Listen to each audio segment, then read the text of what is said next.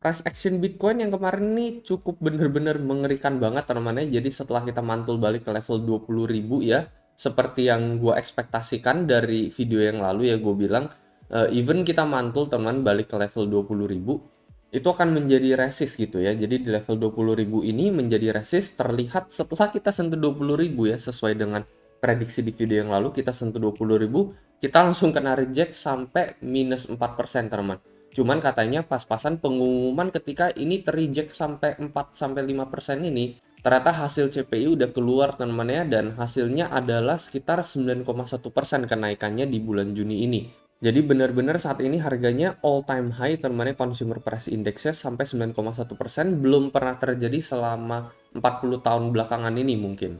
Dan benar-benar di luar ekspektasi para ekonomis teman-teman ya. Mungkin ekonomis ekspektasi ini di bawahnya 9,1% ya, tetapi ternyata kita naik sampai melebihi 9%. Dan persis ketika kabar ini keluar teman-teman ya, harga Bitcoin langsung turun sekitar 4,2% sampai 19.200 dalam hanya hitungan setengah jam di sini ya. Ini kalian bisa perhatikan minus 4% sekian gitu ya. Setelah itu kita langsung rebound teman-teman ya, dari kemarin malam kita langsung rebound sampai udah balik ke level 20.200 lagi. Dan mantul ini bisa hanya sesaat gitu ya. Bisa aja kita mantul seperti ini tuh bukan melanjutkan kenaikan pemantulan kita hingga menyentuh daerah resist bagian atas ini, tetapi malah kita mantul untuk turun lagi gitu ya. Jadi kita naik untuk dihantam ke bawah lagi.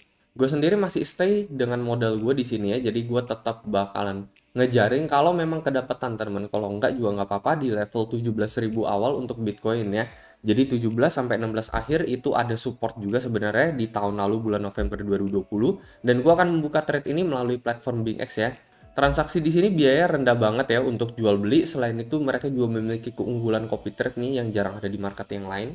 Menurut gue ini cocok banget buat pemula ya. Mereka di sini ada fitur copy trade. Kalian bisa cek sejarah trader masing-masing seperti apa. Sebulan terakhir profit rate-nya berapa, dalam 3 bulan terakhir apakah mereka konsisten profit atau tidak.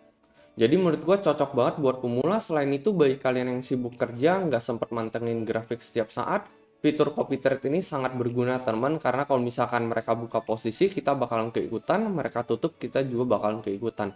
Jadi cukup tinggal deposit duit doang, lalu kita tinggal follow copy trader tersebut. Mungkin bagi teman-teman yang tertarik, kalian bisa langsung join BingX, linknya ada di deskripsi di bawah, teman-teman bisa langsung mendapatkan bonus sampai $120. Selain itu, kalian akan otomatis menjadi salah satu partisipan di dalam komisi trading yang rutin gue adakan ya. Biasanya gue giveaway senilai 7 juta rupiah cash ini. Selain itu juga sisanya ini rewardnya bisa mendapatkan trading bonus, dan ini khusus hanya untuk referral gue aja. Selain itu khusus untuk referral yang menggunakan link gue, kalian akan mendapatkan bonus $20 kalau misalnya kalian deposit 100 USDT minimal di sini teman. Jadi untuk mendapatkan benefit-benefit tersebut ya, itu juga rutin gue adakan, nggak cuman sekali tetapi berulang kali ya, rutin biasanya tiap bulan. Kalian bisa langsung daftar aja menggunakan link khusus yang ada di deskripsi di bawah.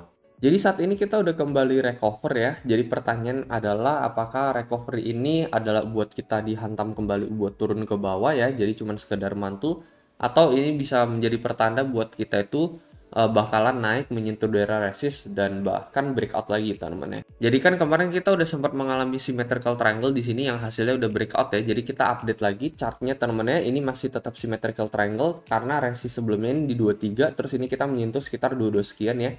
Jadi resistnya semakin lama semakin rendah, lalu supportnya semakin lama semakin naik. Jadi kita bisa gambarkan lagi ini symmetrical triangle versi yang lebih besar aja.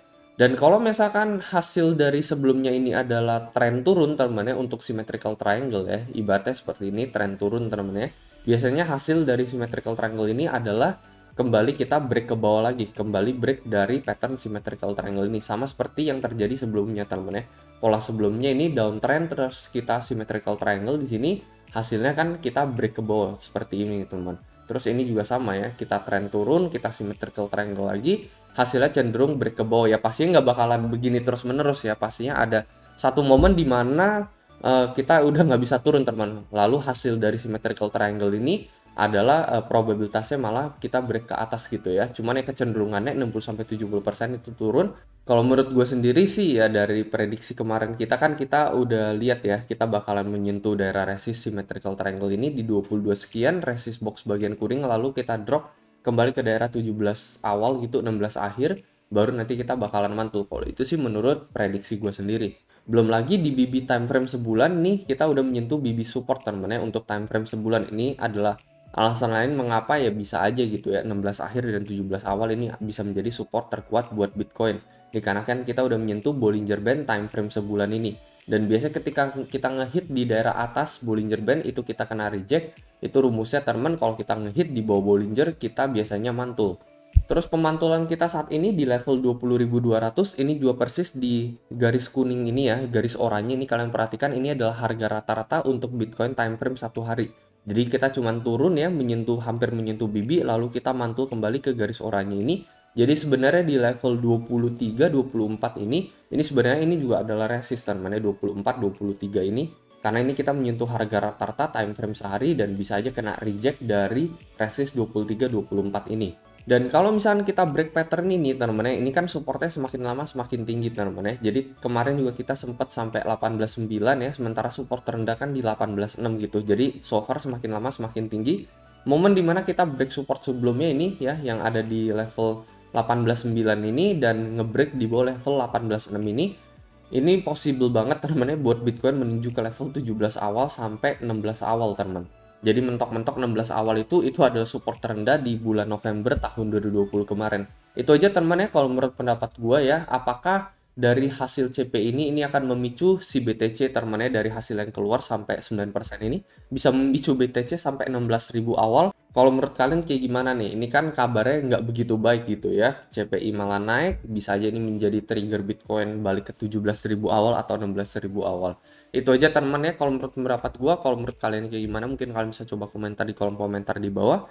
Saran gua selalu gunakan uang dingin kalau misalnya kalian ingin membeli coin apapun atau ingin membuka posisi trade apapun. Selalu akan riset kalian sendiri lagi. Itu aja pesan dari gua dan seperti biasa sampai jumpa di next video.